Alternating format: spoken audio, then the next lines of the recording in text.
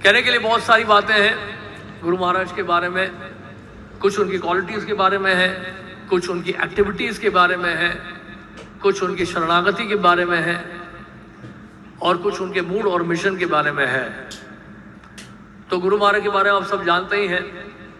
आप में से बहुत सारे भक्त हैं जो महाराज को हो सकता है व्यक्तिगत रूप से ना जानते हो, दीक्षा जरूर ले ली हो आपने, लेकिन व्यक्तिगत संबंध इतना नहीं बन पाया है। और इसलिए देखिए हमारे शास्त्रों को 3 भागों में विभाजित किया गया है। इसमें इको आ रहा है, थोड़ा ज़्यादा नहीं इको आ रहा है, सुनाई दे रहा है आपको सबको पीछे? ठीक है, सुनाई दे रहा है तो ठीक है, मेरे को लगा इको आ रहा जाए। तो हाँ, तो मैं बता रहा था कि वैदिक शास्त्रों को 3 भागों में बांटा गया है: संबंध, अभिधेय और प्रयोजन। संबंध के बारे में जानना कि मैं कौन हूं, भगवान कौन है, मेरा भगवान के साथ संबंध क्या है, प्रकृति का भगवान से क्या संबंध है, जीव का प्रकृति से क्या संबंध है, जीव का भगवान से क्या संबंध है। तो ये सब संबंध ज्ञान में आ जाता है। अभिधेय का मतलब है ज्ञान प्राप्त करने पर हम कर क्या रहे हैं, फिर व्हाट नेक्स्ट। तो उनकी सेवा में लगना होता है। उस भगवत प्राप्ति के लिए जो विधि है, जो प्रोसेस है, वो है अभिधेय, यानी कि सेवा। और ऐसी सेवा करने पर जो उसका फल प्राप्त होता है उसको प्रयोजन कहते हैं। तो संबंध ज्ञान बहुत जरूरी है। बिना संबंध ज्ञान के भक्ति होती नहीं है। बिना संबंध ज्ञान के भक्ति करना कठिन है। इसलिए जानना जरूरी है कि मैं कौन हूं, भगवान कौन है। उसी तरह से अपना जो संबंध ज्ञान है उसको और मजबूत करना बहुत जरूरी है, क्योंकि हमारी सेवाएं जो है वो संबंध ज्ञान के ऊपर आधारित है। देखिए, शास्त्र आधार है, गुरु साधु और शास्त्र आधार है हमारी सेवाओं के लिए। हम जितनी भी सेवाएं कर रहे हैं उसका एक आधार है, उसका एक फाउंडेशन है, उसका एक बेसिस है, और वो गुरु के द्वारा निर्धारित है, गुरु साधु और शास्त्र के द्वारा निर्धारित है। हमारे आध्यात्मिक जीवन में गुरु का बड़ा महत्व है। श्रील रूप गोस्वामी ने 64 भक्ति अंगों का वर्णन करते हुए पहले जो अंग हैं 5 अंग कह लीजिए, उसमें श्रील रूप गोस्वामी ने गुरु की ही चर्चा की है। भक्ति का शुभारंभ जो है उन्होंने गुरु से ही किया है। आदो गुरु पादाश्रय। आदो का मतलब सबसे पहले क्या करना है, गुरु का आश्रय लेना है। फिर क्या बोल रहे हैं, श्री कृष्ण दीक्षादि शिक्षणम, उनसे दीक्षा ग्रहण करना, शिक्षा ग्रहण करना, फिर दीक्षा ग्रहण करना। विश्रम्भेन गुरु और सेवा, और शिक्षा दीक्षा लेने के बाद बहुत ही क्या है, ओपन रेफरेंस के साथ विश्रम्भेन गुरु और सेवा, विद फेथ एंड कॉन्फिडेंस। और उसके बाद क्या बताया गया है, सद्धर्म परीक्षा, यानी कि साधु मार्गानुगमनम। साधु मार्गानुगमनम का मतलब होता है कि पूर्ववर्ती आचार्यों का अनुगमन करना प्रमाणिक गुरु के माध्यम से। फिर 5वां बताया गया सद्धर्म परीक्षा। तो इस तरह से 64 भक्ति के अंग हैं। तो सबसे पहले बताया गया आध्यात्मिक जगत जीवन की शुरुआत जो है वो गुरु से ही होती है। शिक्षा गुरु, दीक्षा गुरु को एक ही दर्जा दिया गया है। तो इसलिए हमारे शास्त्र जो है बहुत इस पर जोर देते हैं। और हमारे इस संप्रदाय में, श्री ब्रह्म मध्वा गौड़िया संप्रदाय में, गुरु का तो बहुत ही महत्व बताया गया है। और इसलिए उनके प्रति अटूट श्रद्धा, उनके प्रति शरणागति होना आध्यात्मिक जीवन के लिए अति आवश्यक है। तो इसलिए ये गुरु तत्व को जानना बहुत जरूरी है। उस दिन किसी ने बताया कि गुरु महाराज का जो है 79th, जब व्यास पूजा हम मना रहे थे दिल्ली में, उन्होंने कहा 79th कैसे हो सकता है, गुरु महाराज तो इसको 1968 में ज्वाइन किया।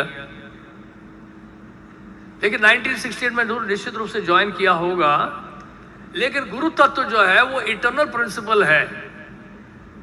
गुरु तत्व जो है वो किसी काल और परिस्थिति के ऊपर निर्भर नहीं है, टाइम और स्पेस से बाउंड नहीं है गुरु तत्व, कि 1968 में गुरु तत्व का शुभारंभ हुआ। तो वो गुरु तत्व जो है वो शाश्वत है।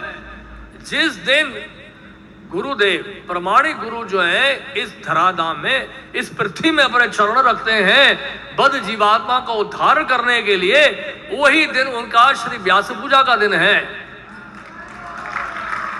ऐसा नहीं है कि मतलब इस्कॉन ज्वाइन करने के भी बाद ही व्यास पूजा का दिन माना जाए या तिथि माना। इसलिए हम कहते हैं 79th व्यास पूजा, बिकॉज जो गुरु एक शाश्वत तत्व है, गुरु तत्व, तो इसलिए इस बात को बड़े अच्छे से समझना है, बहुत गहराई से समझना है। और इसलिए तभी तो हम बोलते हैं चक्षुदान दिलोजे जन्मे जन्मे प्रभु से। तब जन्मे जन्मे प्रभु से तो फिर 79 तो ये कहने वाली बात है, फिर तो जन्म जन्मांतर तक संबंध है हमारा। लेकिन अगर बाहरी दृष्टि से देखा जाए तो हमारे लिए तो जब से वो प्रकट हुए हैं वो तब से तो व्यास पूजा ही है। हाँ, हम मिले नहीं उनसे, ये हमारा दुर्भाग्य है। तो कहने का मतलब ये है, तो इसको बहुत अच्छे से समझना है इसको। तो प्रमाणिक गुरु जो है प्रमाणिक गुरु परंपरा में आते हैं, और गुरु परंपरा में आते हुए प्रमाणिक गुरु जो है परंपरा के आज जो शिक्षाएं हैं उन शिक्षाओं को प्रस्तुत करते हैं आने वाले भक्तों के लिए। परंपरा का अर्थ क्या है समझिएगा।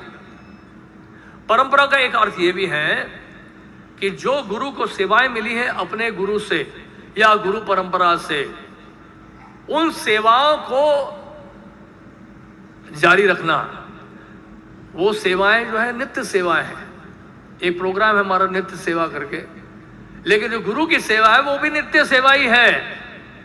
तो कहने का अर्थ ये है, श्रील प्रभुपाद जी के जाने के बाद जो जो सेवाएं श्रील प्रभुपाद जी ने बताएं अपने शिष्यों को परंपरा से उन शिक्षाओं को प्राप्त करते हुए, एवं परंपरा प्राप्तम इमं राज ऋषियो विदुः, जो शिक्षाएं श्रील प्रभुपाद जी ने अपने शिष्यों को दी, शिष्यों ने क्या किया, उसको शिरोधार किया और शिष्यों को आगे बढ़ाया।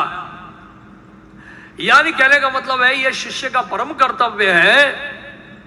जो शिक्षा गुरुदेव से प्राप्त होती है वो सेवाएं, वो शिक्षाओं को आगे बढ़ाना बहुत जरूरी है। जीवन काल में जब तक वो जीवित है शिष्य, तब तक तो उसको स्वयं करना होगा जो शिक्षाएं उसको प्राप्त हुई हैं, जो आज्ञा उसको प्राप्त हुई है। लेकिन जाने से पूर्व, इस संसार को छोड़ने से पूर्व उस शिष्य की जिम्मेदारी बनती है जो भी सेवाएं, जो भी शिक्षाएं उस शिष्य को अपने गुरु से मिली है, उन सेवाओं को आगे बढ़ाया जाए। समझ गए इस बात को कि नहीं? जैसे प्रभुपाद जी ने कहा, ग्रंथों के वितरण के बारे में बहुत जोर दिया, और उसके बाद मंदिरों का निर्माण किया, प्रचार के बहुत सारे कार्य किए। तो जो जो श्रील प्रभुपाद जी ने किया वो सब हमारे गुरु महाराज ने किया। अब गुरु महाराज जो है ऐसी व्यवस्था करके जा रहे हैं हमारे लिए कि हम जो भक्त हैं हमारे ऊपर जिम्मेदारी बनती है, जो जो सेवाएं गुरु महाराज ने हमारे निर्धारित की हैं उन सेवाओं को हम बनाए रखें और आगे बढ़ाएं, उसको रोके नहीं। वो सेवा बंद नहीं हो सकती है, हम रहे ना रहे वो सेवा कभी बंद नहीं हो सकती। हम बीमार रहें, मर भी जाएं, कुछ भी हो जाए, कृष्ण की सेवा, गुरु की सेवा किसी भी काल किसी परिस्थिति में बंद नहीं हो सकती है। ये हमारी जिम्मेदारी है परंपरा के लिए। तो परंपरा का मतलब ये है, ये बहुत बड़ी बात है, परंपरा की जिम्मेदारी ये बहुत बड़ी जिम्मेदारी है। इसलिए और विशेष रूप से जो आचार्य हैं, गुरुजन हैं, उनके ऊपर बहुत बड़ी जिम्मेदारी होती है। तो इसलिए पूरे संप्रदाय की जिम्मेदारी, किसी पूरे परंपरा की जिम्मेदारी है उस परंपरा की शिक्षाओं को, उन आज्ञाओं को लेकर उसको आगे बढ़ाना और भक्तों तक पहुंचाना। तो ये बहुत बड़ा कार्य है। तो इसलिए ये जब मूड की बात करते हैं तो जो मूड हमारे गुरुदेव ने हमें दिया या गुरुदेव को श्रील प्रभुपाद जी ने दिया, वही मूड को हमें ट्रांसफर करना है आगे। हम अपनी नई परंपरा नहीं शुरू कर सकते हैं। अगर हम नई परंपरा शुरू करेंगे तो वो परंपरा नहीं है, फिर तो वो कुछ और ही है फिर। इसलिए क्या है, जो हमें बताया गया है वही हमें आगे बताना है, भले ही हमें अच्छा ना लगे। हमारे अच्छा और बुरा लगने से कुछ नहीं होने वाला है, हमें वही करना है जो हमें बताया है। तो इसलिए बहुत महत्वपूर्ण बात है समझने के लिए कि गुरु महाराज जो है उनके ऊपर बहुत बड़ी जिम्मेदारी श्रील प्रभुपाद जी देके गए हैं। 1969 में प्रभुपाद जी ने चिट्ठी लिखी थी गुरु महाराज को, your duty is to construct temples in India. मैंने टॉपिक वाइज उसको जो है कैटेगराइज किया हुआ है, तो एक एक करके मैं ले रहा हूँ जैसे मुझे समय जो है मुझे अनुमति देगा उसके अनुसार मैं बोल रहा हूँ। तो सबसे पहले मंदिर निर्माण की बात कर रहे हैं। तो टेम्पल कंस्ट्रक्शन गुरु महाराज के ऊपर एक बहुत विशेष प्रोजेक्ट कि गुरु महाराज को श्रील प्रभुपाद जी ने कनाडा से वहाँ से इंडिया भेजा था और एक चिट्ठी में लिखा था, your duty is to construct temples in India. आपकी जिम्मेदारी है भारत में मंदिर का निर्माण करने के लिए। तो 1969 में गुरु महाराज को ये रिस्पॉन्सिबिलिटी दी थी और उस जिम्मेदारी को आज तक निभा रहे हैं। जैसे श्रील प्रभुपाद जी के उनके गुरु महाराज ने कहा, if you ever get money print books, जब भी आपको धन मिले पुस्तकें छापना। राधा कुंड के तट में कहा था 1935 में। श्रील प्रभुपाद जी मृत्यु के शैया में भी थे, जीवन के अंत काल में तो ग्रंथों का प्रकाशन कर रहे थे। तो कहने का मतलब यह है कि इतनी बड़ी जिम्मेदारी होती है और वो प्रभुपाद जी ने उस सेवा को, जिम्मेदारी को आगे आने वाले भक्तों को सौंप दिया और वो जिम्मेदारी और बहुत अच्छे से गुरु महाराज आज तक निभा रहे हैं। तो हम टेम्पल्स की बात कर रहे थे, सबसे पहले टेम्पल के बारे में बताएंगे। तो ये टेम्पल जो है महाराज ने बनाना शुरू किया 1969 से। आज देख लीजिए 2023 हो गए हैं। अब तो ऐसा लगता है कि मंदिरों की बाढ़ आ गई है, मंदिरों की बाढ़ आ गई है। जैसे कि हमने सुना है बहुत सारे आचार्यों से ये भविष्यवाणी की जा रही है कि गोल्डन एज शुरू हो चुका है और वो गोल्डन एज का जो वो चरम सीमा है, यानी कि हाइट पे पहुंचने वाला है, वो समय आने वाला है जब आप देखेंगे पूरे भारतवर्ष में प्रत्येक शहर में इस्कॉन का एक मंदिर होगा।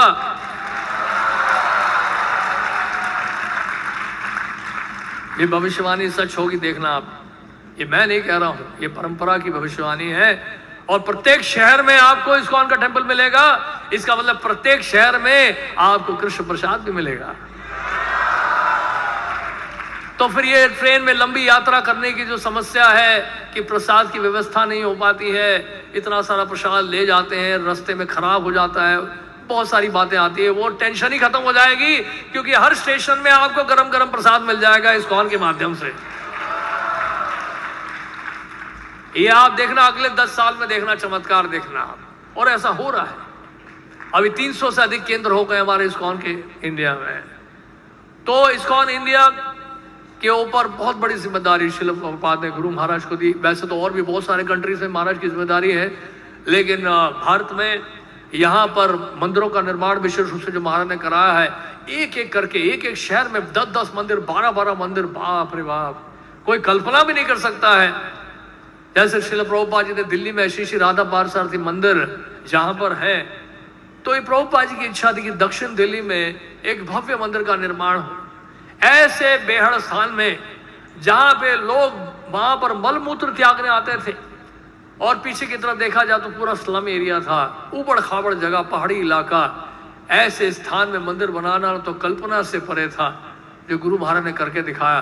घंटों घंटों डीडीए के ऑफिस में जाना, सुबह से रात तक वहां पे बैठे रहना, एक एक काम करवाना और इस टेम्पल के प्रोजेक्ट को क्लियर कराना, लैंड को क्लियर कराना कंस्ट्रक्शन के लिए, ये बहुत बड़ी बात थी उस दिनों। क्योंकि जानते हैं क्यों? उन दिनों लोग हमें इस्कॉन के नाम से नहीं जानते थे, ज्यादा हरे कृष्णा के नाम से जानते थे। ये जो इस्कॉन जो नाम है, ऐसा सोसाइटी बहुत ज्यादा जो है पॉपुलर हुआ है बहुत बाद में, लेकिन शुरू के दिनों में इवन जब हमने ज्वाइन किया उस समय भी जो है लोग हरे कृष्णा के नाम से अधिक जानते थे। तो इस्कॉन के बहुत पॉपुलर वर्ड नहीं था सरकार की दृष्टि में, जैसे कि आज है। आज तो थोड़ी सी भी खबर आती है, सारे मीडिया वाले, सारे प्रेस वाले कवर करते हैं, एक ही झटके में पूरा एक मतलब नेशनल न्यूज बन जाता है एकदम से। जब भी इस्कॉन की बात आती है इतना बड़ा न्यूज फैल जाता है चारों तरफ। वो इस्कॉन का गुडविल हो गया इस वजह से, लेकिन उन दिनों नहीं था ऐसे। इसलिए उन दिनों बहुत कठिन, बहुत तपस्या थी कोई भी कार्य कराने के लिए, कोई भी प्रोजेक्ट को क्लियर कराने के लिए, टेम्पल कंस्ट्रक्शन के लिए लैंड लेना बहुत डिफिकल्ट जॉब था। और उससे हमारे महाराज को इतनी कठोर तपस्या करनी पड़ी, घंटों घंटों उस ऑफिस में जाके मिलना। आपको पता है गवर्नमेंट ऑफिस में किस तरह से मुश्किल होता है डॉक्यूमेंट्स को, पेपर्स को क्लियर कराना। एक फाइल एक ऑफिसर से दूसरा ऑफिसर, दूसरा ऑफिसर से तीसरा ऑफिसर, वो फाइल मूव करता है जाता, कहीं फाइल रुक जाती है। It's a very tough job. तो कहने का मतलब यह है, वो सब कठिनाइयों से गुजरते हुए, अपना स्वास्थ्य का ध्यान ना रखते हुए, दिन रात एक करते हुए महाराज ने सपना पूरा किया, इतना सुंदर मंदिर का निर्माण करा दिया। आज दिल्ली एनसीआर में देखिए आप 14 से अधिक मंदिर हो गए। ये सारे गुरु महाराज का एफर्ट है, तपस्या, उनकी तपस्या का फल। तो कहने का मतलब यह है कि केवल दिल्ली एनसीआर की बात नहीं करूंगा मैं, क्योंकि आप सोचेंगे दिल्ली से इसलिए दिल्ली के बारे में बोल रहे हैं। पूरे भारतवर्ष में हर जगह जाइए आप मुंबई में जाइए, क्या बाप रे चमत्कार है। एक एक जगह जाके देखिए, मंदिरों का निर्माण इतना विशाल तरीके से किया जा रहा है। श्रील प्रभुपाद जी यही चाहते थे। कई स्थानों में जहां पे लोग ये सोच रहे थे कि छोटा मंदिर ही पर्याप्त है, बड़े मंदिरों को संभालना बड़ा मुश्किल है। देखिए आप सच बताओ, कई लोग हैं उनका विचार ये रहता है कि बड़े मंदिर नहीं बनाने चाहिए, छोटे मंदिर ही होने चाहिए, हमारा फोकस केवल प्रीचिंग में होना चाहिए। लेकिन आपको सच बता दूं, मैं ग्रेटर कैलाश में जो हम थे M 119 में, तो संडे के दिन मैक्सिमम 300 या 400 लोग आते थे। आज हमारे राधा पार्थसारथी मंदिर में प्रत्येक दिन 8 से 10 हजार लोग आ रहे हैं, और रविवार के दिन 25 से 30 हजार लोग आ रहे हैं। अभी राधाष्टमी के दिन 28 हजार लोग आए थे। बेकाबू हो गया, भीड़ को इकट्ठा, क्राउड को कंट्रोल करना मुश्किल हो गया। ग्रेटर कैलाश में सिर्फ 300 या 400 लोग मैक्सिमम एकोमोडेट हो पाते थे संडे के दिन। सोच के देखिए आप। तो कहने का मतलब है, what does it mean by big temple? बड़े मंदिर का मतलब क्या है? बड़े मंदिरों का मतलब है बड़ा विचार, और अधिक से अधिक भक्तों को सेवा का मौका दिया जा सकता है। और बहुत सारी सेवाएं होती हैं। ये गुरु महाराज जो इतने बड़े बड़े मंदिर बना रहे, जानते क्यों? जानते क्यों? ताकि हम सब सेवा में व्यस्त रहे, कोई खाली ना घूमे। इतनी बड़ी जिम्मेदारियां जब आ जाएंगी इतने बड़े बड़े मंदिरों को संभालने की, तब हमारे पास समय नहीं होगा शांत बैठने का। कहने का मतलब है खूब सारी सेवाओं का मौका दे रहे हैं। तो आचार्य लोग जो हैं, गुरु परंपरा के जो आचार्य हैं, वो आने वाले भक्तों के लिए सेवा की व्यवस्था करते हैं कि कैसे इन भक्तों को व्यस्त रखें हम, नहीं तो खाली घूमेंगे ये सब, पाया के चुंगल में फंसे रहेंगे। इसलिए इनको बड़े बड़े मंदिर दिए जाएं जहां पे दिन रात ये चिंता करते रहें कि मंदिरों को कैसे संभालें हम लोग, प्रचार कैसे आगे बढ़ाएं, भक्त कैसे बनाएं। श्रील प्रभुपाद जी ने कहा कि अगर आप if you purchase anxiety for Krishna, you know why Yashoda is mother of Krishna? Why Yashoda is mother of Krishna? Because she has purchased anxiety for Krishna. क्योंकि यशोदा मैया ने कृष्ण के लिए चिंता को खरीद लिया है, इसलिए वो कृष्ण की माता है। हमारे गुरु महाराज इसलिए चिंता को खरीदते हैं। वो चिंता को खरीदते हैं, वो सेवा से डरते नहीं हैं। उनके पास जितनी सेवा है उतने खुश होते हैं, वो जितनी उनको सेवा दी जाए उतने प्रसन्न होते हैं। अब टेंपल से मैं सेवा की तरफ जा रहा हूं, गुरु महाराज कैसे सेवा का कितना महत्व देते हैं। एक बार की घटना बताता हूं मैं। 3 भक्त थे, 2-3 भक्त थे, वो बीमार थे, स्वास्थ्य उनका ठीक नहीं था। तो उस समय गुरु महाराज आए, उनसे पूछा कि क्या हुआ, आप सब और भक्तों के साथ, अन्य भक्तों के साथ प्रसाद नहीं ले रहे हैं, अलग से क्यों ले रहे हैं? तो उन्होंने कहा कि गुरु महाराज हमारा स्वास्थ्य ठीक नहीं है, इसलिए क्योंकि हम दवा ले रहे हैं तो प्रसाद भी हमारा अलग बना है। तो गुरु महाराज ने अगला प्रश्न पूछा, आपकी सेवा क्या है? आप सेवा करते हैं कि नहीं? अब अभी आप क्या सेवा कर रहे हैं? तो उन्होंने कहा गुरु महाराज अभी तो कोई सेवा नहीं, हम तो केवल इलाज करा रहे हैं। गुरु महाराज उनको डायरेक्टली कुछ नहीं बोला, गुरु महाराज ने एक ही बात बताई उनको। उन्होंने कहा कि अगर मेरे पास सेवा ना होना तो मैं जीवित नहीं रहूंगा। गुरु महाराज ने एक ही बात बोली, मेरे पास सेवा नहीं होगी तो मैं जीवित नहीं रहूंगा। मैं आपको एक घटना बताता हूं। एक बार गुरु महाराज वृंदावन जा रहे थे, ये मिड 90s की बात होगी, और एक भक्त भी साथ में जा रहे थे उनके। उन्होंने बताया हमें ये बात, ये घटना जो बताई। तो रास्ते में एक व्यक्ति ने, किसी ने पत्थर मारा गाड़ी में। लोग रास्ते में कई बार पत्थर फेंकते, कुछ फेंकते हैं, और पत्थर फेंका गाड़ी में पत्थर लगी। तो महाराज ने कहा गाड़ी जल्दी तेज भगाओ, रोको नहीं। तो वो जो भक्त था वो थोड़ा कंफ्यूज हो गया।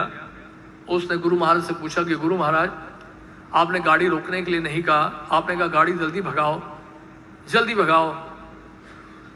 लेकिन जो भगवान के भक्त होते हैं, शुद्ध भक्त होते हैं कृष्ण के, वो तो किसी से डरते नहीं हैं। लेकिन ऐसा लगा महाराज मुझे कि आप शायद थोड़े डर गए हैं, इसलिए आपने कहा कि गाड़ी तेजी से भगाओ।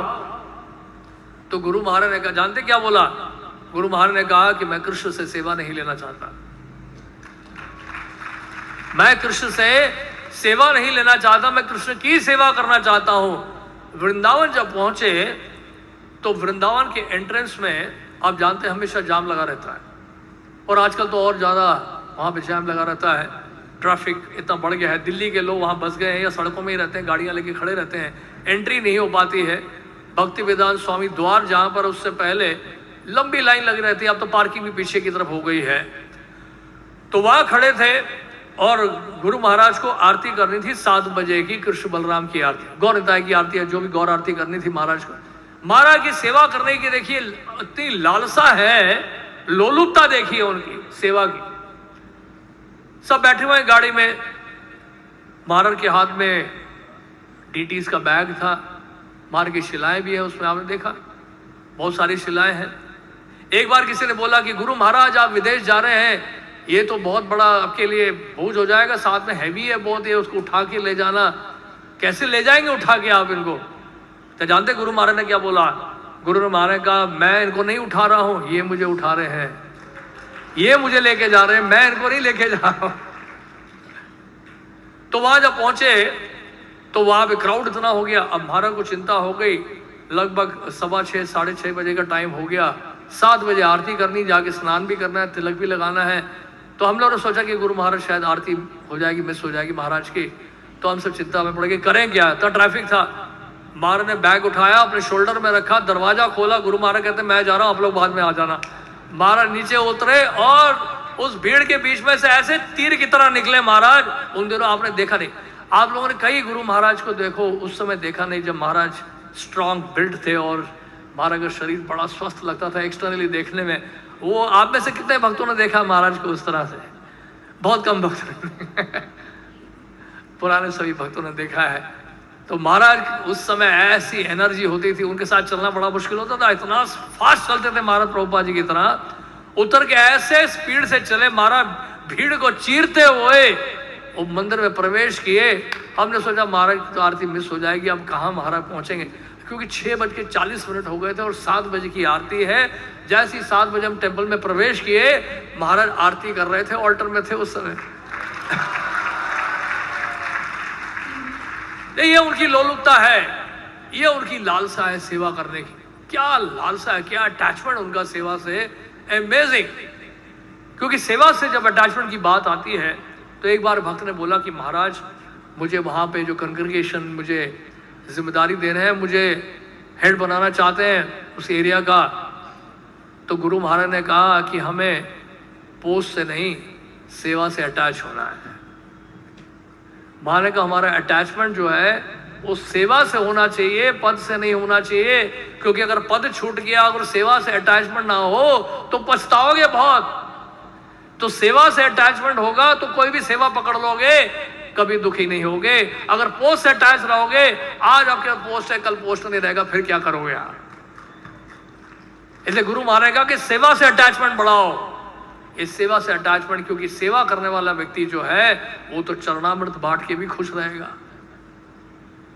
इसलिए गुरु महाराज से कहा एक बार किसी ने कि गुरु महाराज अभी तो बहुत सारे मंदिर हैं, बहुत सारे आपके शिष्य हैं, जहां भी जाते हैं आपके पास गाड़ियां आती हैं आपको रिसीव करने के लिए, बहुत सारी सुविधाएं हैं, ये सब ना हो तो गुरु महाराज आप सेवा कर पाएंगे, उस समय कुछ कर पाएंगे?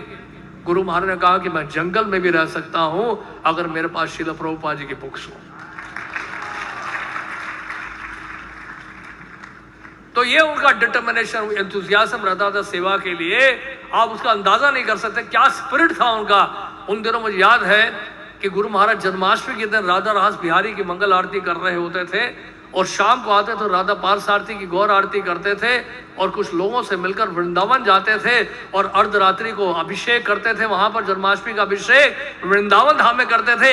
एक ही दिन में 3 स्थान कवर करते थे गुरु महाराज, जैसे कई सालों में हमने देखा है। रशिया से अमेरिका से महाराज आएंगे, रात को 12-1 बजे भी आएंगे, जेट लैग का कोई असर नहीं पड़ता था। जेट लैग जानते क्या होता है? अमेरिका से आएंगे तो हफ्ता भर लग जाता है, सीधा आपको बैलेंस होने में दिन का पता नहीं चलता, रात का पता नहीं चलता है। दिन में आप जो है जागते हैं, सोते हैं, और रात को जागते हैं।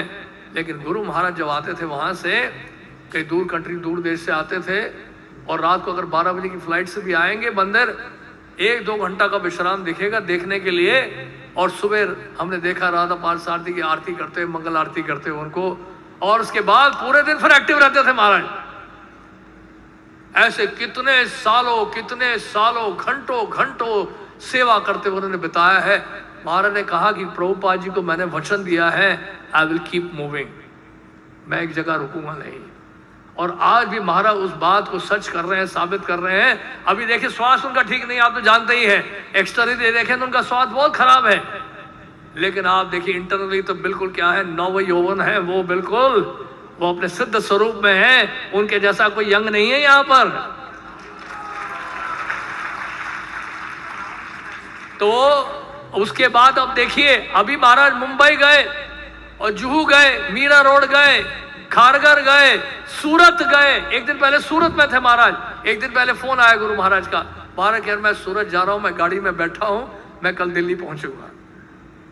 तो कहने का मतलब है क्या टाइट शेड्यूल रखा है। आज भी मीटिंग में है, आईसीसी की मीटिंग चल रही थी, मीटिंग से बिजी होने के कारण आज शेड्यूल थोड़ा सा बदल गया, इमरजेंसी कॉल आया तो महाराज उसमें लग गए। कहने का मतलब यह है महाराज सेवा के लिए इतने आसक्त हैं, उनको जहां सेवा मिलेगी वहीं जाएंगे वो। उनके पास घूमने फिरने का समय नहीं है। जो भी उनका होता है कार्यक्रम, वो सेवा से उद्देश्य होता है। कथा भी करते हैं तो सेवा का उद्देश्य है, उसके पीछे सेवा का भाव है। सेवान्मुख होकर वो कथा करते हैं। अब देखिए आए, उन्होंने देखा इतने सारे भक्त आए, बेचारे दूर दूर से आए हैं। इन सब ने सोचा होगा कि सुबह में प्रवचन दूंगा, तो महाराज ने कहा हम सबको संतुष्ट करने के लिए थोड़ा बोल कर ही गए। इतनी चिंता करते हैं वो भक्तों के लिए कि आप उसका अंदाजा नहीं लगा सकते हैं। अब मैं केयर की बात बताता हूँ, कंपैशन की बात बताता हूँ। उनका कंपैशन जो है ऐसा है, सीमा से परे। इतनी करुणा, इतनी दया है, जो क्षमा करने की भावना उनके हृदय में है, वो शायद आज तक हमने देखा नहीं किसी में। इतना वो क्षमा कर देते हैं भक्तों को, बस कई बार तो हम सोच पड़ जाते हैं कि ये तो कुछ ना कुछ दंड तो होना चाहिए था। मैनेजमेंट ऐसा है कि उसमें दिमाग कई बार सही से चलता नहीं। उसमें अगर दया का थोड़ा सा भी अभाव होगा, गुरु महाराज की बात को नहीं समझ पाएंगे आप। तो क्या हुआ कि कंपैशन की बात जब आई तो एक बार ऐसे मैं बड़ा कंफ्यूज होने लगा। तो ठाकुर भक्तिनोद के द्वारा लिखित चैतन्य शिक्षामृत मैंने पढ़ा, उसमें श्रील भक्तिनोद ठाकुर ने लिखा है, जानते क्या लिखा है? उन्होंने लिखा है कि अपराधी को दंड देना यह सिद्धांत है। अपराधी को दंड देना यह सिद्धांत है, उससे बड़ा सिद्धांत है उसको माफ कर देना। श्रील भक्तिनोद ठाकुर ने लिखा है। और फिर उदाहरण देते हैं जीसस क्राइस्ट का, प्रहलाद महाराज का और नामाचार्य हरिदास ठाकुर का। ईसा मसीह ने कहा कि ये नहीं जानते ये क्या कर रहे हैं, हे ईश्वर, हे परमपिता, ये नहीं जानते हैं ये क्या कर रहे हैं, आप इन्हें क्षमा कर दीजिए। उनको सूली में चढ़ाया जा रहा है और उनको कह रहे हैं, किसको कह रहे हैं? परमपिता ईश्वर, आप इनको माफ कर दीजिए। प्रहलाद महाराज कह रहे हैं अपने, यानी कि नरसिंह भगवान से कह रहे हैं, आप मेरे पिता का उद्धार कर दीजिए, उन्हें क्षमा कर दीजिए। नामाचार्य हरिदास ठाकुर से जैसी बोला उन जल्लादों ने कि हमारी पत्नियां विधवा हो जाएंगी, अब मर क्यों नहीं रहे हो, 22 बाजारों में कोड़ों से पीटा है हमने आपको। तो नामाचार्य दास ठाकुर ने कहा कि आप लोग चिंता ना करो, अभी गंगा जी में छलांग मारता हूं। तो ये वैष्णव का हृदय होता है, ये वास्तव में हमारे गुरु महाराज का हृदय है। हमारे गुरु महाराज जो है, उनके बाद ध्रुव महाराज जैसा डिटर्मिनेशन है, दृढ़ता है, और प्रहलाद महाराज जैसी कंपैशन है, करुणा है उनके पास। वैष्णव तत्व, गुरु तत्व जो है कभी अलग हो ही नहीं सकता है, उसमें कोई भेद हो ही नहीं सकता है। गुरु तत्व जो है प्रिंसिपल एक ही है। इसलिए आप जितने भी वैष्णव देखेंगे, भागवत में उठा के देख लीजिए, उन सब का गहरा अध्ययन करेंगे और फिर अपने गुरु महाराज का भी अध्ययन करेंगे उनके जीवन का, तो उसमें कोई भेद नहीं मिलेगा आपको, बिल्कुल एक ही जैसा मिलेगा भाव। इस प्रकार क्षमा करने की भाव उनमें जो है अमेजिंग। मैं आपको एक घटना बताता हूँ जो व्यास पूजा के दिन मैं बताने वाला था, लेकिन बताया नहीं मैंने, समय का अभाव था वहां पे। एक बार एक भक्त ने नियम तोड़ दिया। जैसे कल हिजोले प्रभुदानंद महाराज भी कह रहे थे कि कली काल में 4 नियमों का पालन करना बड़ा कठिन है, इसलिए पूछ रहे थे कितने लोग आप में से 4 नियम का पालन कर रहे हैं, 16 माला का जप कर रहे हैं रोज। तो एक भक्त ने जो है नियम तोड़ दिया और बहुत ही हैवी तरीके से नियम तोड़ा। तो सामान्य रूप से देखा जाए तो बहुत अच्छे से दंडित होना चाहिए था वो, और हम लोगों ने फैसला भी कर लिया कि उनको कहीं और भेजा जाए ताकि जो है आसपास जो है भक्त लोग जो है उसको और डिस्करेज ना करें, और वो भक्त जो है और ज्यादा डिस्करेज होकर के भाग ही जाए छोड़कर। तो इस प्रकार हम फैसला किए थे कि 3 महीने के लिए उसको कहीं भेजा जाए। 3 महीने में बहुत लंबी सजा नहीं दी थी हमने, लेकिन 3 महीने के लिए हमने कहा कि उसको भेजा जाए। हमने जाके गुरु महाराज को बताया, यानी कि मैंने जाके बताया, मैंने बताया गुरु महाराज इस तरह से उस भक्त ने किया है, क्या किया जाए। गुरु महाराज जैसे ही सुना उसको बोला कि तुरंत बुलाओ उसको। तो जो मैंने बताया था गुरु महाराज ने पूछा कि आपने ऐसा किया, और जैसे ही गुरु महाराज ने पूछा उससे, उस भक्त से, वो भक्त के आंखों में से आंसू आने लगे, वो रोने लग गया। जैसे ही वो भक्त रोने लग गया उसी समय हमारे गुरु महाराज की आंखों से आंसू निकलने लग गए, उसी समय। और सुनिए बात, ताली बाद में बजाई। गुरु महाराज की आंखों से आंसू निकलने लगे और गुरु महाराज ने जाते एक ही बात बोली, सर, और कुछ नहीं बोला उस भक्त को। गुरु महाराज ने कहा इसने अपनी गलती मान ली है, दैट्स ऑल। चैप्टर वहीं क्लोज हो गया, इसने अपनी गलती मान ली है, उसके बाद और कुछ आगे नहीं। महाराज ने कहा नहीं कि भाई तुम्हें जो है पनिशमेंट मिलेगा, कोई हैवी बातें नहीं की।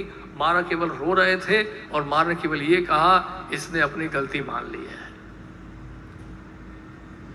और महाराज बोले, बड़े प्रेम से महाराज बोले, बड़े मीठे शब्दों में। गुरु महाराज ने कहा आप 3 महीना वहां जाओ और जाके 3 महीना जाके वापस आ जाना, फिर आप अपनी सेवा करना, ठीक है? बस, दैट्स ऑल। चैप्टर वहीं खत्म हो गया। हम लोग स्टंड हो गए एकदम से, किस तरह से महाराज माफ करते हैं, किस तरह से कंपैशन। उनका हृदय इतना विशाल है, इतना दया से भरा हुआ है, हम कल्पना भी नहीं कर सकते। अब ये निर्भर करता है कि हम कितना उसको अपने लिए अनुकूल करना चाहते हैं। कहने का मतलब है वही गुण, वही भाव अगर हमने अनुकूल कर लिया, देखिए क्या है, बड़ा मुश्किल होता है। क्योंकि देखिए गुरु जो है बहुत हैवी है, और जितना आप नजदीक रहेंगे उतना खतरा ज्यादा है। फायर जो होता है और जो डीटी है और गुरु है, इनसे बहुत दूर रहना नहीं चाहिए और बहुत नजदीक जाके फेमिलियर भी नहीं होना चाहिए। समझ रहे हैं आप? गुरु के बहुत नजदीक जाने से क्या है, ऐसा लगेगा कि ये तो मेरे जैसे ही हैं, मेरे जैसे ही विश्राम कर रहे हैं, मेरे जैसे ही जप कर रहे हैं, ये भी 16 माला कर रहे हैं, मैं भी 16 माला कर रहा हूं, ये 4 नियम का पालन कर रहे हैं, मैं भी 4 नियम पालन कर रहा हूं, जिस तरह से ये प्रवचन देते हैं मैं भी प्रवचन देता हूं, जिस तरह से ये मंगल आरती कर रहे हैं मैं भी कर रहा हूं, ये हरिनाम ले रहे हैं मैं भी ले रहा हूं। तो भेद क्या हुआ? What is the difference? Difference ये है, जब आप जब कर रहे हैं या हम जब कर रहे हैं तो क्या होता है, हम यही हैं, जब वो जब कर रहे हैं तो वहां है वो। बहुत बड़ा अंतर है। एक्सटर्नली कुछ नजर नहीं आएगा, बाहर से कुछ नहीं दिखेगा, बाहर से वो दिखाएंगे भी नहीं। इसलिए श्री रूप गोस्वामी भक्ति रसामृत सिंधु में कह रहे हैं, जो वास्तव में उन्नत वैष्णव होते हैं और विशेष रूप से तो रूप गोस्वामी के अनुगत्य हैं, वो एक्सटर्नली बाहरी रूप से एक प्राकृत भक्त की तरह, एक साधक की तरह रहते हैं, and internally are serving the lord. वो आंतरिक रूप से जो है निरंतर भगवान का स्मरण कर रहे हैं, उनकी सेवा में लगे हैं। एक्सटर्नली एक साधक की तरह, एक रेगुलेटेड भक्त की तरह रहते हैं। तो इसलिए बड़ा मुश्किल है सामान्य व्यक्ति के लिए जज करना। कंपैशन ओवरफ्लो करता है, इतना ओवरफ्लो कंपैशन करता है उनका कि कठोरता का व्यवहार जो है वो थोड़ा सा भी वो नहीं सहन कर पाते। कोई भक्त किसी के लिए कठोर हो जाए वो उनसे सहा नहीं जाता। कठोरता तो उनके शब्दावली में है ही नहीं, क्योंकि वो दया से, करुणा से भरे हुए हैं। तो बड़ा मुश्किल है। देखिए क्या है, हम लोग जो है प्राकृत अवस्था में, हमारे हृदय में इतनी कठोरता है, इतनी कठोरता है, इतनी कठोरता है। ये देखिए श्रील रूप गोस्वामी क्या बोलते हैं, भक्ति रसामृत सिंधु में बोलते हैं कि विशुद्ध सत्व, शुद्ध सत्व की जो किरणें हैं, शुद्ध सत्व हमारे हृदय में कब प्रवेश करेगा? शुद्ध सत्व तभी हमारे हृदय में प्रवेश करेगा जब हमारा हृदय निर्मल होकर बिल्कुल कोमल हो जाएगा, बिल्कुल सॉफ्ट। जितना हम कठोर हृदय के होंगे, शुद्ध सत्व का जो शुद्ध सत्व की जो ये किरणें हैं हमारे हृदय में प्रवेश करेंगी ही नहीं। तो हृदय को बड़ा ही जो है हमें क्या करना पड़ेगा, सॉफ्ट बनाना पड़ेगा, मक्खन की तरह एकदम से। तब वो जो है शुद्ध सत्व आध्यात्म की बातें जो है हृदय में प्रवेश करेंगी। और इसलिए क्या है, इतना टोटली जो है इतना कंपैशन, इतनी करुणा उनके हृदय में भरी हुई है।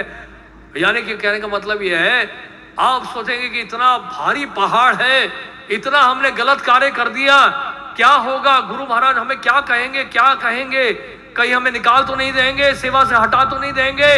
लेकिन गुरु महाराज के सामने अब जाएंगे, जब बताएंगे शरणागत होकर कि मेरे से एक गलती हो गई, गुरु महाराज उसको ऐसा माफ करते हैं। इतने बड़े भोज को जो है, इतना हल्का सुमेरु पर्वत जैसा जो भोज है आपका, उसको सरसों के बीज की तरह कर देते हैं हल्का,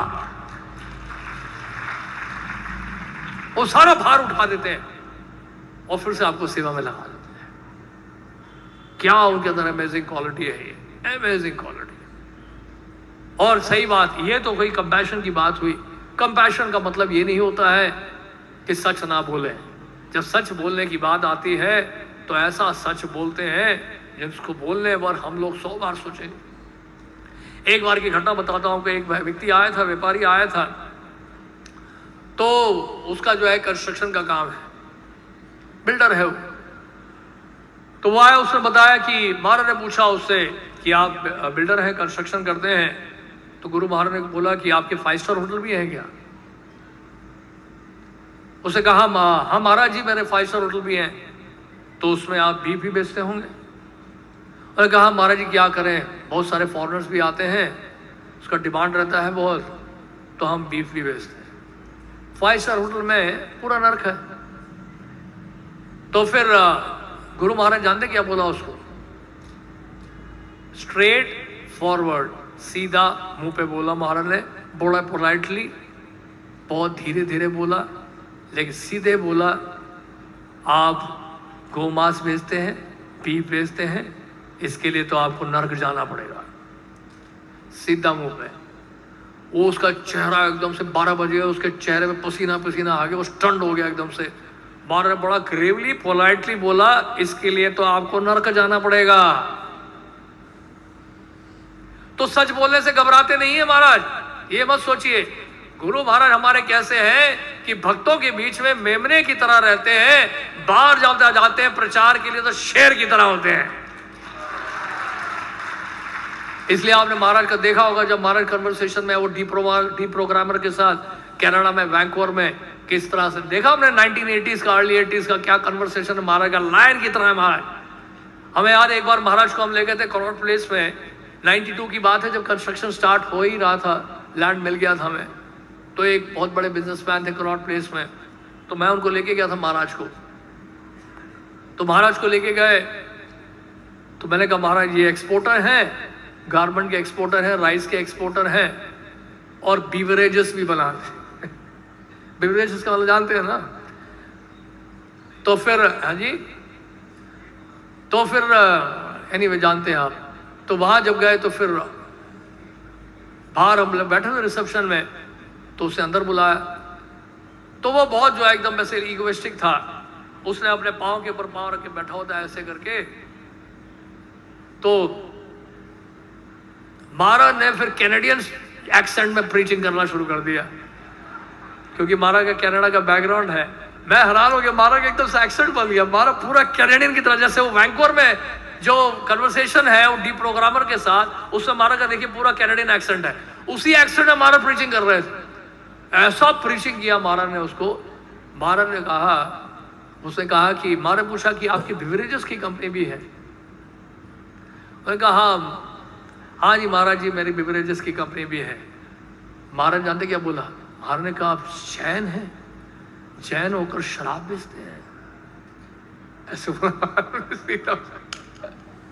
बोले इसमें क्या है, ये तो बार्ली वाटर है। तो उसने ऐसे बोला। फिर महाराज ने उसको डोज देना शुरू किया, आधा घंटा डोज दिया। अब मानोगे नहीं, वो इतना पिघल गया और वापस वो नीचे तक आया छोड़ने गाड़ी में, पूरा नीचे उतर के आया। अगली बार जब हम दोबारा मिलने गए उससे, उसने कहा कि आपके जो कनाडा से आए थे ना महाराज जी, उनकी बात कुछ ही अलग है, उनकी अलग ही कुछ बात है। क्या है उनका करिश्मा है। हम तो हैरान हो गए, हमारा तो पूरा हृदय पिघल गया उस दिन। तो कहने का मतलब, फिर महाराज ने मुझे बाहर आके बताया, जब बाहर आए ऑफिस से, महाराज ने कहा don't waste time on him, इसके ऊपर समय बर्बाद मत करो, ये कुछ नहीं करेगा। तो 92 से लेकर आज तक, उसके बाद हमने जाना छोड़ दिया उसके बाद। पहले लेकिन ट्राई किया मैंने कुछ साल, देखते यार शायद हो जाए कुछ। तो कुछ वर्षों तक मैं जाता रहा, लेकिन आपको बताओ 92 से आज 2023 हो गया, आज तक उसने कुछ नहीं किया। महाराज का don't waste time on him, he will not do anything, he is a crook, ऐसे कुछ बोले महाराज। तो महाराज असेसमेंट महाराज का जो है, महाराज इतने शार्प है कि चेहरा देख लेते तो पूरा एमआरआई कर देते हैं वो। ये तो आपको मैं इसलिए बड़ा सावधान रहेगा उनके साथ। महाराज आपसे सुन लेंगे, जान लेंगे, पूछ भी लेंगे सब कुछ, और ऐसा बर्ताव करेंगे जैसे उनको कुछ पता ही नहीं है। वो आपके रूम में एंटर करने से पहले सब कुछ पता है उनको।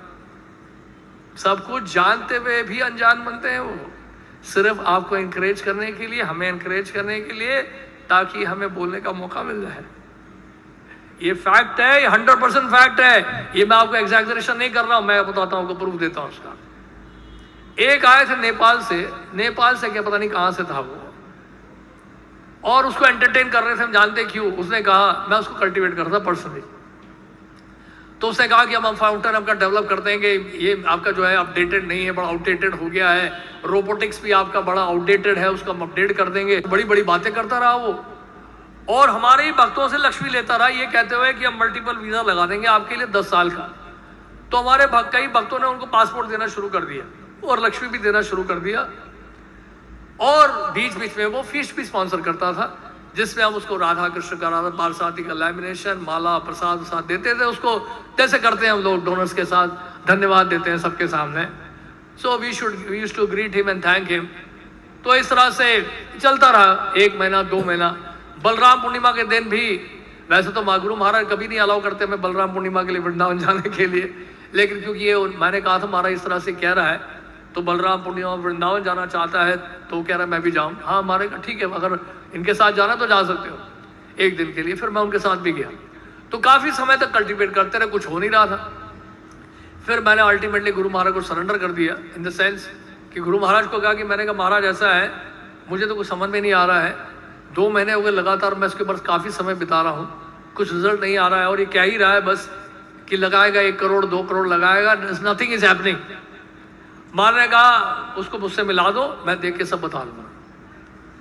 एग्जैक्टली ऐसे ही बोला महाराज ने कहा उसको मुझसे मिला दो, मैं देख के बता दूंगा क्या है। तो मैं उसको लेके गया। महाराज ने कहा कि आप पहले कहाँ थे। उसी तरह महाराज ने इंग्लिश में बात करना शुरू किया और वो हिंदी में बात कर रहे हैं। उससे कहा कि मैं मॉन्ट्रियल में था महाराज पहले। मॉन्ट्रियल तो गुरु महाराज का जन्म स्थान है, इन द सेंस वहां से महाराज ने इस्कॉन ज्वाइन किया है। महाराज कहते हैं I know each and every street of Montreal. आप किस स्ट्रीट की बात कर रहे हैं? महाराज कहा I know each and every street of Montreal, आप किस स्ट्रीट की बात कर रहे हैं? तो उसने बता, वो बेचारा कंफ्यूज हो गया क्या बोलूं मैं। तो महाराज ने पकड़ लिया। उसके बाद फिर महाराज बोला कि अच्छा आप नेपाल कॉन्सुलेट में है, कहाँ पे है, कौन से स्ट्रीट में है? वहाँ मॉन्ट्रियल में। तो कई सारी बातें वही। और उसके बाद फिर उसने बोला हाँ ये करूँगा वो करूँगा करके वो चला गया बाहर। तो मैं उसको बाहर छोड़ने गया तो महाराज मुझे बुला लिया। महाराज कहते हैं don't waste time on him, he is a fraud. महाराज कहते हैं ही इज अ फ्रॉड, इसके ऊपर समय खराब मत। और मानेंगे नहीं, कुछ समय के बाद, कुछ ही दिनों के बाद वो वहां से गायब हो गया। हमारे भक्तों का पासपोर्ट लेके गायब हो गया। वो लाल बत्ती वाली गाड़ी क्या थी, उसका कोई फ्रेंड था, वो ड्राइवर था उस एम्बेसी में, उससे वो गाड़ी लेकर आता था उधार में। आप समझ रहे मेरी बात को? तो लाल बत्ती ऐसे थोड़ा कोई लेके आएगा। तो फिर और महाराज ने कहा कि ये फ्रॉड है, वो पासपोर्ट लेके भाग गया। और वो जो फीस स्पॉन्सर करता था, जो भक्तों से लक्ष्मी लेता था उसी से स्पॉन्सर करता था वो। तो भक्त अपने ही पैसे से प्रसाद पा रहे थे। खैर प्रसाद तो मिल रहा था, अच्छा है कम से कम। और वो बस वहां से गायब हो गया। फिर हमने पुलिस में रिपोर्ट किया, कंप्लेंट किया। फिर उससे डर के जो है भाई पता नहीं कहां से पासपोर्ट वापस भेज दिया उसने। तो कहने का अर्थ ये बहुत शार्प महाराज, चेहरा देखकर जब पहचान लेते हैं तो इसलिए हम सबको बड़ा सावधान रहना पड़ेगा झूठ बोलने से पहले। उनको पता चल जाता है कि सच बोल रहा है झूठ बोल रहा है। एक भक्त आया महाराज से मिलने के लिए, बहुत ज्यादा हताश था, और जैसे उसे एंटर किया और दंडवत किया गुरु महाराज को, और जैसे ही उठा मारने का don't commit suicide otherwise will become ghost. उसने अंदर ही मन ये सोचा था कि मैं आत्महत्या कर लूं, किसी को बताया नहीं था उसने। लेकिन गुरु महाराज को दंडवत करके उठा तो महाराज ने उठते ही बोल दिया आत्महत्या मत करना, तुम भूत बन जाओगे नहीं तो। वो एकदम झटका लगा उसको, बोले गुरु महाराज को कैसे पता चला? तो इसलिए बड़ा सावधान रहना पड़ेगा बहुत सावधान। और मुझे अच्छे से याद है एक भक्त को, एक भक्त जो है गुरु महाराज से बहुत तर्क कर रहा था और महाराज की बात को नहीं मान रहा था। गुरु महाराज जो कह रहे थे, अल्टीमेटली महाराज को ये स्ट्रॉन्ग वर्ड्स बोलने वाले पड़े। और जानते क्या बोला गुरु महाराज ने? I am so sharp I can enter into your mind. महाराज ने कहा मैं बहुत शार्प हूं, तुम्हारे मन के अंदर घुस सकता हूं। जितना मैं तुम्हारे बारे में जानता हूं उतना तुम अपने बारे में नहीं जानते। ये गुरु महाराज के मुख से सुना है मैंने, आई am so sharp I can enter into your mind. तो इसलिए कुछ भी नहीं छुपा सकते आप उनसे। तो ये तो एक भ्रम है कि हम कुछ छुपा रहे हैं, महाराज को नहीं बताएंगे। अच्छा दूसरी बात, कई भी ये बार भ्रम आता है, कई लोग सोचते हैं इन्होंने बताया होगा महाराज को, इनके कहने पर गुरु महाराज ने हमारी दीक्षा रोक दी, हमारी ब्राह्मण दीक्षा रोक दी। तो यही हमारे आड़े आ रहे हैं बीच में। महाराज तो देना चाहते हैं, ये बीच में आकर रोक देते हैं हर बार। यही महाराज को इन्फ्लुएंस कर रहे हैं। मैं आपको लिख के दे रहा हूं ब्लैक एंड व्हाइट में, पूरे ब्रह्मांड में गुरु महाराज को कोई इन्फ्लुएंस नहीं कर सकता है प्रभुपाद के अलावा। ये मैं ब्लैक एंड व्हाइट में लिख के दे सकता हूं आपको, और इसका मैं शास्त्र प्रमाण देता हूं। भरत जी, क्योंकि भगवान राम वन में चले गए थे, 14 साल का वनवास ले लिया था, और भरत जी बहुत दुखी थे क्योंकि भरत जी नहीं चाहते थे कि भाई वो तो राज सिंहासन में बैठा नहीं चाहते थे, और चरण पादुका लाकर उन्होंने जो है राज सिंहासन में रख दिया। और मैं अयोध्या में भी नहीं रहूंगा, अयोध्या के नजदीक नंदी ग्राम में रहूंगा और वहीं चरण पादुका की पूजा करूंगा, अर्चना करूंगा। और जब तक भगवान राम नहीं आ जाते, 14 साल जिस दिन पूरे होते हैं उस दिन अगर वो नहीं आए वापस तो मैं अग्नि में प्रवेश कर जाऊंगा। भरत जी का ऐसा संकल्प था। भरत जी बहुत प्रयास कर रहे थे कि भगवान को, राम को वापस लाया जाए। कभी वशिष्ठ मुनि के पास जा रहे हैं, कभी माता कौशल्या के पास जा रहे हैं, और कई कैसे तो बहुत नाराज हैं। और इसके बाद फिर उन्होंने जनक महाराज के पास भी गए। जनक महाराज के पास नहीं, सॉरी, माता सुनैना के पास गए। जनक महाराज की जो धर्मपत्नी थी, माता सुनैना के पास भी गए, उनको भी मनाने के लिए कि आप बोलिए ना जनक जी से कि ये जो सभा बुलाई जा रही है उसमें आप कहिए उनको कि राम को कहें कि वापस आए, राज सिंहासन संभालें।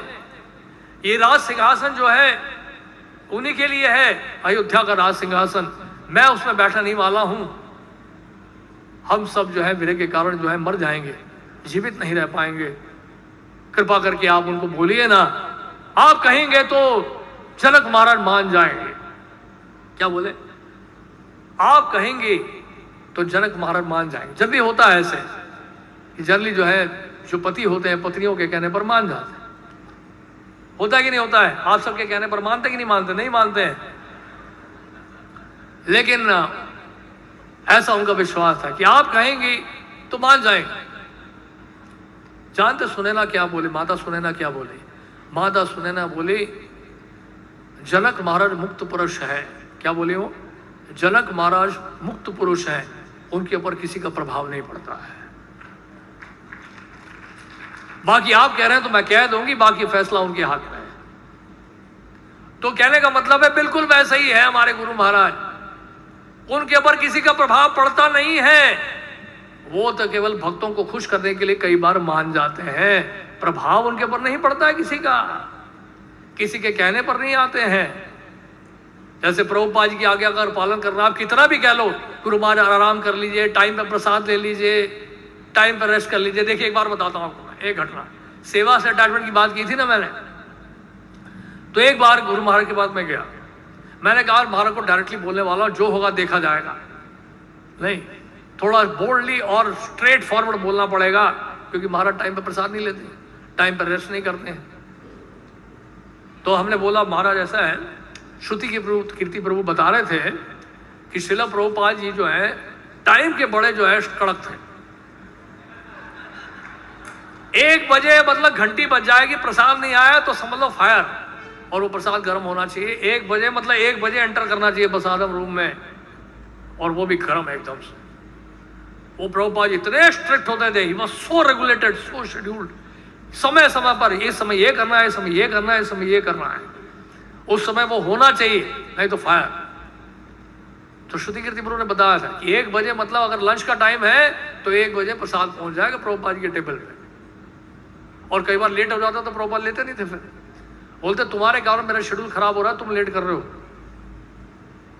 प्रभुपाद जी का खैर बहुत हैवी शेड्यूल हुआ करता था। तो मैंने कहा महाराज, गुरु महाराज, मैंने पूछा महाराज से कि महाराज ये बात सच है? तो गुरु महाराज ने कहा ये बात सच है, प्रभुपाद जी बहुत स्ट्रिक्ट थे टाइम को लेकर। तो मैंने कह दिया गुरु महाराज को, महाराज हम आपसे भी यही आशा कर रहे हैं। महाराज को अच्छा नहीं लगा, he was not happy। मेरे को लगा यार मैंने कुछ ज्यादा तो नहीं बोल दिया तो महाराज को अच्छा नहीं लगा, तो महाराज बोलते ओके दैट्स ओके ओके। उसके बाद फिर क्या हुआ, फिर महाराज बता रहे थे, भक्ति अनुग्रह जनार्दन स्वामी महाराज बता रहे थे महाराज को टाइम पे प्रसाद लेना चाहिए, सब करना चाहिए। बाहर लोग आके बैठ जाते हैं, वहां पर लॉबी में वेटिंग लगी रहती है सुबह से रात तक, गुरु महाराज से मिलना करके कई लोग तो जो बिना अपॉइंटमेंट के पहुंच जाते हैं, बस महाराज के दर्शन करने हैं, महाराज से पूछना है। कई माताएं बच्चों को लेकर आ जाती हैं, अन्नप्राशन का समय है तो महाराज के हाथों से ही वो अन्न महाप्रसाद दिलवाना है। तरह तरह के लोग आ रहे हैं वहां पर गुरु महाराज से मिलने के लिए,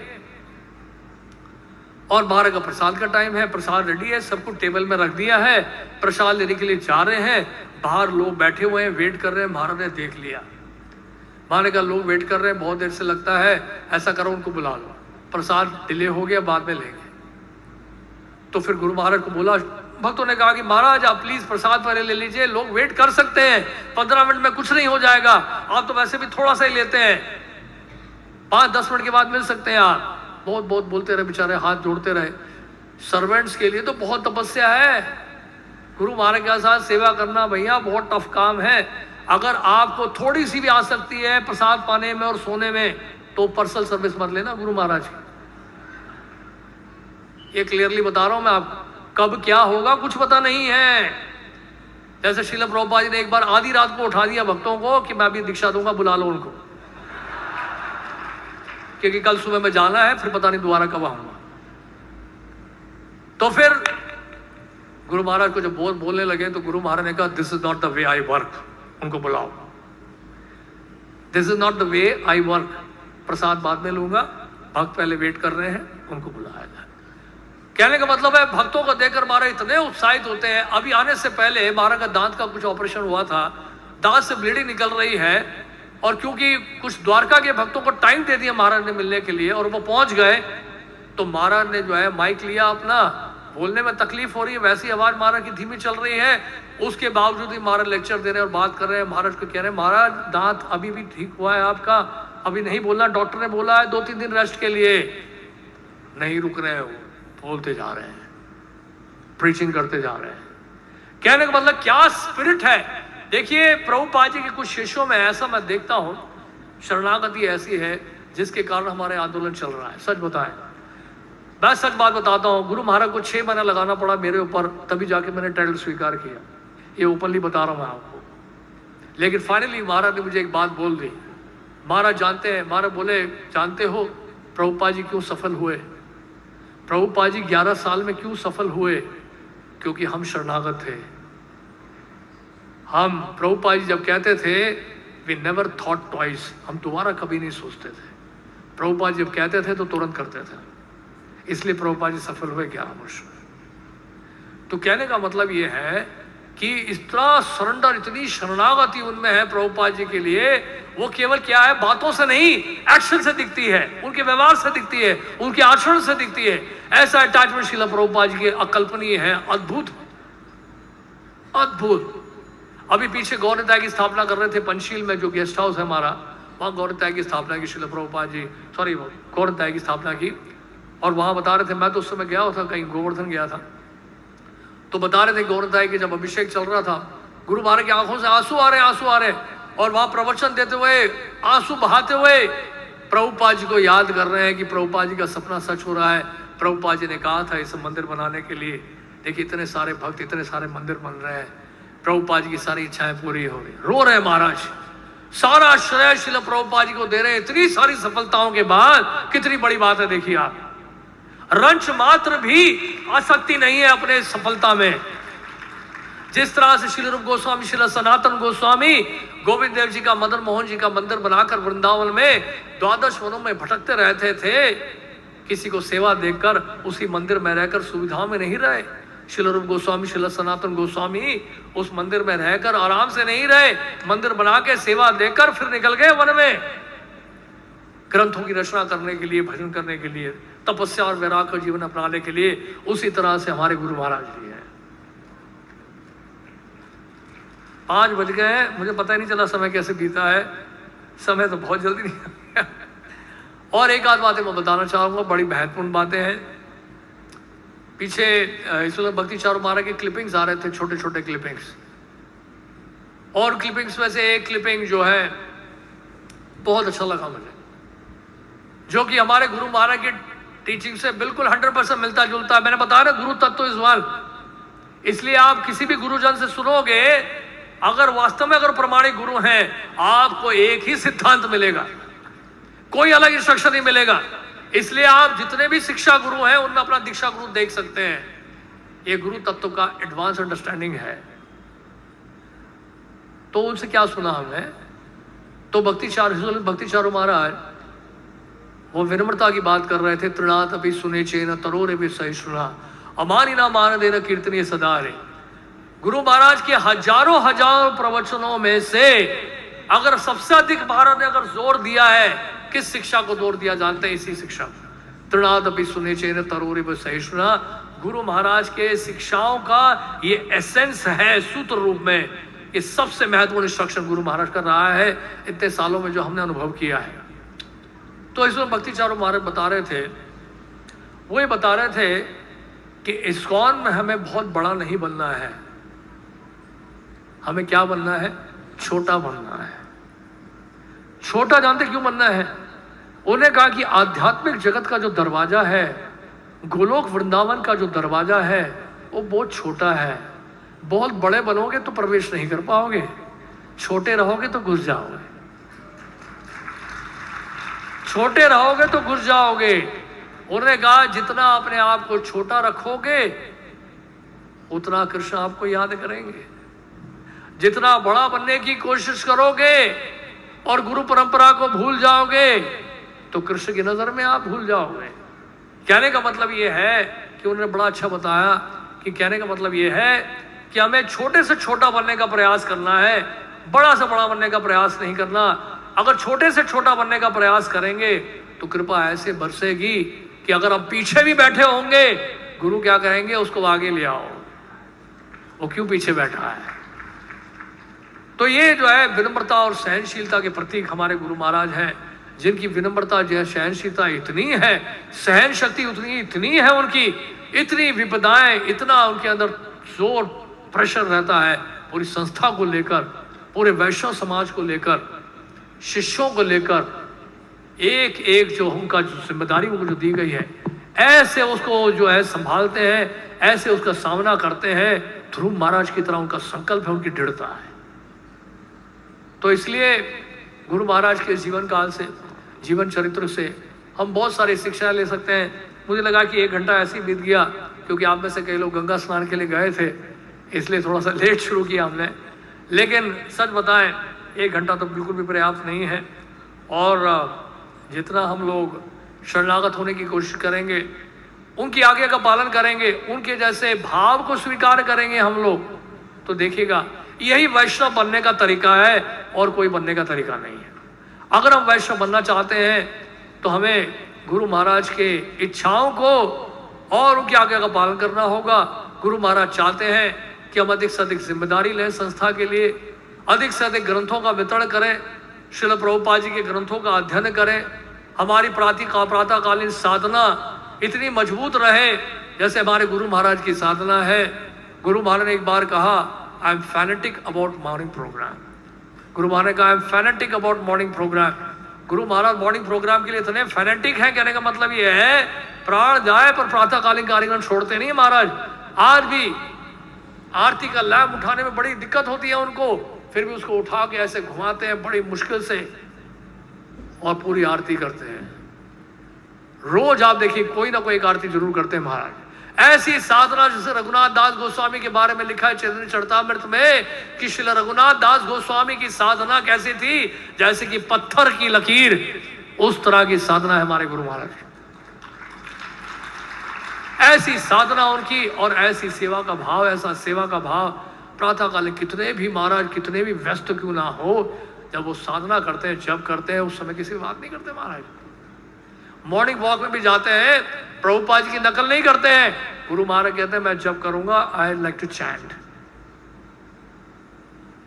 यहां से लुधियाना भी जाएंगे, दिल्ली से लुधियाना 6 घंटे के रास्ते में, कार में 6 घंटे लग जाते हैं। 6 घंटे लगातार जब करते रहेंगे।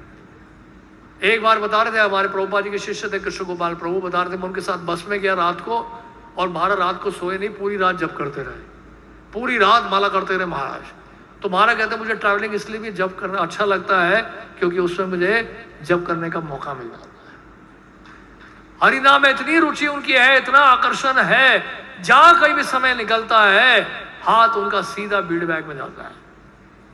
इतना नाम में उनका आकर्षण है कि उनको लगता है कि जहां भी समय मिले मैं नाम ले। तो इसलिए अभी अमेरिका भी गए महाराज, एक क्षण भी मार बता रहे 14.5 घंटे की फ्लाइट थी, एक क्षण भी रुके नहीं वहां पे, एक क्षण भी लेटे नहीं, एक क्षण भी सोए नहीं, लगातार माला फेरते रहे। ऐसा भजन में उनका मन है, सोच के देखिए। ऐसी आसक्ति है गुरु की सेवा में श्रील प्रभुपाद जी के लिए कि प्रभुपाद जी की सेवा के लिए, प्रभुपाद जी के लिए कुछ भी करने के लिए वो तैयार हो जाते हैं। तो इसलिए हम लोग को बहुत सावधान रहना चाहिए। एक समय ऐसा था, कई भक्त लोग जो है जब छोड़ के गए थे आंदोलन, बड़े दुखी हुए थे महाराज बहुत दुखी हुए थे, और महाराज नहीं चाहते थे कि कोई भी इस आंदोलन को छोड़ के जाए। और यही चाहते थे, 1995 की बात है जब पहली बार हार्ट स्ट्रोक हुआ था वॉशिंगटन में, महाराज ने सिर्फ वहाँ से लेटर मैसेज भेजा था, गुरु महाराज ने मैसेज भेजा। 1995 की बात बता रहा हूँ, पहली बार जब हुआ था महाराज ने मैसेज भेजा, मेरी यही इच्छा है अगर मुझे कुछ हो जाए तो मैं ये चाहता हूँ कि मेरे शिष्य जो है जितने भी हैं वो संस्था छोड़ के ना जाएं, एक साथ मिलजुल कर सेवा करें, इस आंदोलन में जुड़े रहें। हरे कृष्ण। श्रील गोपाल कृष्ण गोस्वामी महाराज गुरुदेव की जय, श्रील प्रभुपाद की जय।